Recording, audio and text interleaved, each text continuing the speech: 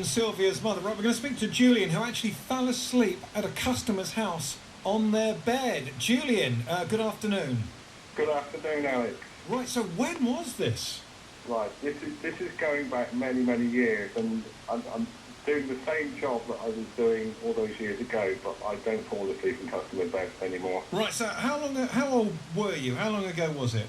Well, 30 years ago, I would have been about 20-something. Right, okay, so you're in your 20s, and what kind of work is it you do? Right, I install bedroom furniture, so I'm working in somebody's bedroom more or less every day. Okay, so had you had a really bad night the night before? Yeah. What happened? Well, if you can imagine, back in those days, when you're in your 20s, you're out every night, you're coming home late at night, not really getting enough sleep, and I just felt the customer was out at the time, and I just felt so tired, and the bed looked so inviting. I just sort of wanted to lay down just to close my eyes for a minute or two, and I fell asleep. But fortunately, I woke up before the customer came back. Any idea how long you were out for? Yeah, probably a couple of hours. Whoa, Julian, first of all, if I was you, I just think I'd have died in embarrassment if I'd been found.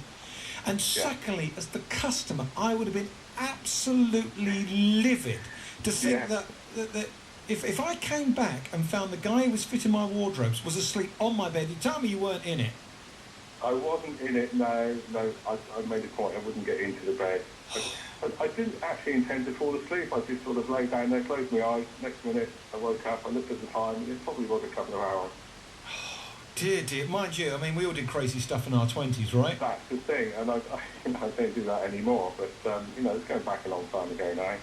I think it's a really big, one to admit to. I think you're very brave to admit to it. Well, it is a long time ago, and you tend to admit to things that you did a long time ago because, there's no sort of consequences anymore. No, and they never found out, and your boss never found out either. No, definitely not. All right, Julie. Can I just tell you another one? Yeah, sure. I was doing the same job, working for the same company, and I had a job in a new condominium building overlooking Tower Bridge. Absolutely fantastic place, and it's still under construction, so there was no people living in there.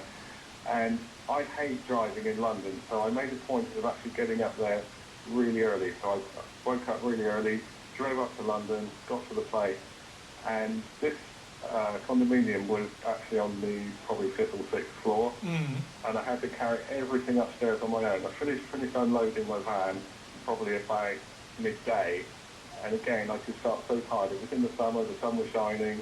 I went out onto the balcony to drop off to sleep again.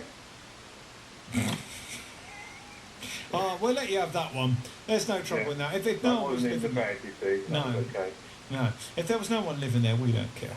All right, Julian, thank you very much for that. Cheers, Alex. Cheers, Bye. have a good day. Bye-bye. Beryl in